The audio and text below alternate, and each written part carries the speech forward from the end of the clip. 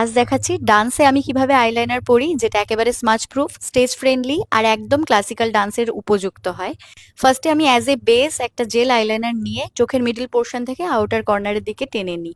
এবারে 1 step 2 step করে inner কর্নারের দিকে একটু জয়েন করে নিয়েছি। আউটার কর্নারে উইং ক্রিয়েট করার জন্য আমি আউটার কর্নারটাকে এভাবে টেনে ধরে ক্রিজ লাইন বরাবর একটা উইং ক্রিয়েট করেছি। দেখো আমাদের স্কিনের ওপর যে ক্রিজ লাইনগুলো পড়ে সেটাই কিন্তু আমাদেরকে আইলাইনার পরা ভালোভাবে শিখিয়ে দেয়। আমাদের জাস্ট ওদেরকে ফলো করতে হবে। সেম প্রসেসে ইনার কর্নারও করে নিয়েছি। আজকের ভিডিওটা ঝটপট সেভ করে নাও, তোমাদের কাজে লাগতে পারে, বা তোমাদের কোনো ডান্সার ফ্রেন্ডদেরকে ঝটপট শেয়ার করে দাও যাতে তোমার দ্বারা ওরা উপকৃত হতে পারে। আজকে যে প্রোডাক্টগুলো ইউজ করছি সেটার লিঙ্ক চাইলে অবশ্যই কমেন্টে লিঙ্ক লেখো, আমি লিঙ্ক দিয়ে দেবো তোমাদের।